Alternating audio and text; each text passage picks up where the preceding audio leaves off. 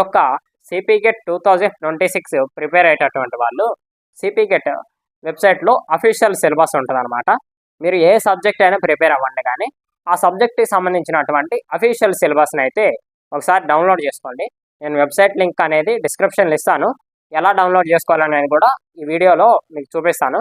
ఈ యొక్క సిపిగెట్ సిలబస్ని ఎంఏ పబ్లిక్ అడ్మినిస్ట్రేషన్ ప్రిపేర్ అయ్యేటప్పుడు ఈ యొక్క సిపిగెట్ సిలబస్ని డౌన్లోడ్ చేసుకొని రిపీటెడ్గా చదవడం అలాగే రివిజన్ చేయడం లాంటిది అయితే చేశాను. దీనివల్ల నాకైతే నియర్లీ 30 మార్క్స్ అనేది అయితే గెయిన్ చేసుకోవడం జరిగింది. ఈ యొక్క సిలబస్లో ఫర్ ఎగ్జాంపుల్ ఏమని ఇస్తారంటే సైంటిఫిక్ మేనేజ్మెంట్ ఆధార్ నేమో FW టేలర్ అని ఇస్తారు. సిలబస్లో జస్ట్ అట్లా మెన్షన్ చేస్తారు. ఎక్కడ ఎగ్జామ్లో ఏమని క్వశ్చన్ అడుగుతారంటే who is the father of scientific management అని డైరెక్ట్ క్వశ్చన్ అడిగినటువంటి సందర్భం కూడా ఉంది. ఓకేనా, మీ యొక్క సిలబస్లో ఏదైతే మెన్షన్ చేసి ఉన్నదో అది ఎగ్జామ్లో వచ్చే ఛాన్సెస్ ఎక్కువ ఉంటవి. కాబట్టి మీ యొక్క సిలబస్ని మీరు రిపీటెడ్గా చదవండి, అలాగే రివిజన్ చేయండి. సిపిగెట్ మీరు ఆ యొక్క సిలబస్ని కనుక గుర్తుపెట్టుకోగలిగితే మీకు ఎక్కువ మార్క్స్ గెయిన్ చేసే అవకాశం ఉంటుంది. ఇది ఆర్ట్స్ చదివేటటువంటి వాళ్ళ కోసం అయితే ఎక్కువ శాతం రిపీట్ అవుతుంది. సిలబస్లో ఉన్నటువంటి టాపిక్స్ని మీరు రిపీటెడ్గా చదవడం వల్ల ఆ సిలబస్ కాపీని గుర్తుపెట్టుకోగలిగితే మీకు ఎక్కువ మార్క్స్ వచ్చే అవకాశం ఉంటుంది. కాబట్టి సిలబస్ని అనేది అయితే అఫీషియల్ సిలబస్ని ఒకసారి చూడండి. ఆ సిలబస్ని వీలైనంత వరకు గుర్తుపెట్టుకోండి. సిలబస్ ఎలా డౌన్లోడ్ చేసుకోవాలనేది ఇప్పుడు చూద్దాం. నేను మీకు చూపించేది సిపిగెట్ 2025 యొక్క సిలబస్ అనమాట. మ్యాక్సిమం ఎవ్రీ ఇయర్ అనేది అయితే సిపిగెట్ సిలబస్ అనేది సేమ్ ఉంటుంది. ఈ యొక్క ప్రీవియస్ ఇయర్ సిలబస్నే మీరు ప్రస్తుతానికి ప్రిపేర్ అవ్వండి. సిపిగెట్ 2026 వెబ్సైట్ లాంచ్ అయిన తర్వాత మీరు సిలబస్ ఒకసారి క్రాస్ చెక్ చేసుకోండి. మాకైతే సిలబస్ అనేది అయితే సేమ్ ఉంది. ఓకేనా, ఈ యొక్క సిలబస్ వెబ్సైట్లోకి వచ్చిన వెంటనే మీకైతే ఇలా వెబ్సైట్ అనేది అయితే ఉంటుంది. వెబ్సైట్ని కొంచెం కిందకు స్క్రోల్ చేస్తే left side examination schedule, information brochure అని ఉంటవి. ఇందులో సిలబస్ అనే ఆప్షన్ ఒకటి అయితే ఉంటుంది అనమాట.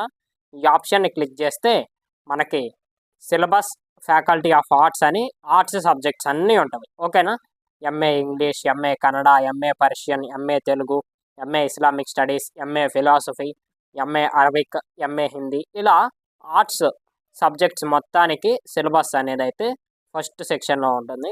కొంచెం మనం కిందకి స్క్రోల్ చేస్తే ఫ్యాకల్టీ ఆఫ్ సోషల్ సైన్సెస్, ఓకేనా, history, economics, public administration, political science ఇలా ఉంటుంది. అలాగే మనం ఇంకా కిందకి స్క్రోల్ చేస్తే ఎంకామ్ సిలబస్ ఉంటుంది. అలాగే ఎంఎడ్, ఎంపీఈడి సిలబస్ కూడా ఉంటుంది. ఇన్ కేస్ మీరు కనుక సైన్స్ చదివేట వాళ్ళు అయితే ఫ్యాకల్టీ ఆఫ్ సైన్స్ అని మీ యొక్క సైన్స్ సబ్జెక్ట్ సిలబస్ కూడా ఇక్కడ ఉంటుంది.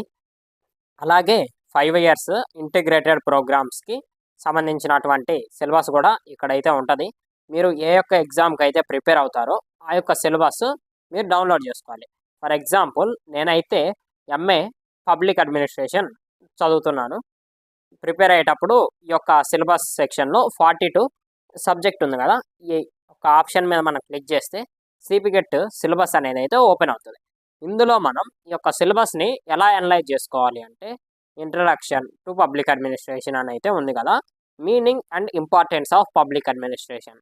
మనం క్వశ్చన్ని ఎలా అడుగుతారంటే what is the meaning of term public administration. ఇట్లా ఇందులో ఉన్నటువంటి సిలబస్లో ఉన్నటువంటి లైన్స్లో నుండి క్వశ్చన్స్ వచ్చే అవకాశం ఎక్కువ ఉంటుంది. కాబట్టి ఈ యొక్క సిలబస్ మ్యాక్సిమం టు మ్యాక్సిమం మీరు గుర్తుపెట్టుకోవడానికి ట్రై చేయండి.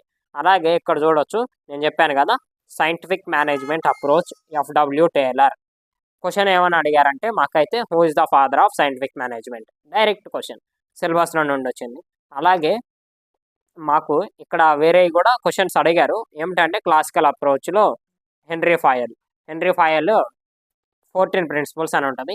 ఆ యొక్క సబ్జెక్ట్ చదివితే మనకి లోపల హెన్రీ ఫయల్ ఎవరని చదివితే అర్థమైపోతుంది. ఈ యొక్క సిలబస్ని మనం రీడ్ చేసేటప్పుడు సబ్జెక్ట్ బుక్స్తో కంపేర్ చేసుకుంటే హెన్రీ ఫయల్ ఏం ప్రపోజ్ చేశాడు, 14 ప్రిన్సిపల్స్ ప్రపోజ్ చేసింది ఎవరు అని డైరెక్ట్ క్వశ్చన్ వచ్చింది.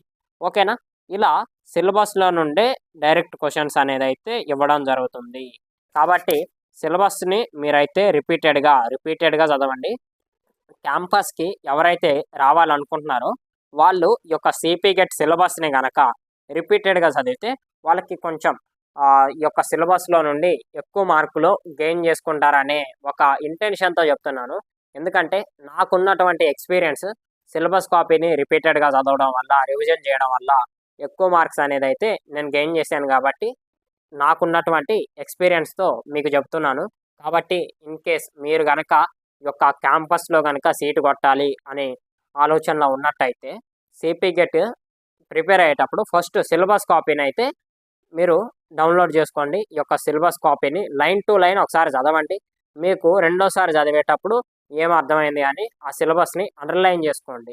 ఆ యొక్క సిలబస్‌కి సంబంధించి కొన్ని కీ పాయింట్స్ రాసుకోండి. For example relationship with other social sciences అని ఉంది కదా! లా. లాకి, పబ్లిక్ అడ్మినిస్ట్రేషన్‌కి ఎటువంటి రిలేషన్‌షిప్ ఉంటదంటే పబ్లిక్ అడ్మినిస్ట్రేషన్‌లో డెవలప్ చేసినటువంటి పాలిసీస్‌ని లాలో ఇంప్లిమెంట్ చేయడానికి కోర్ట్స్ అనేదైతే యూజ్ చేస్తారు. లాలో కోర్ట్స్ అనేది మెయిన్ అనమాట. Relationship public అడ్మినిస్ట్రేషన్‌కి.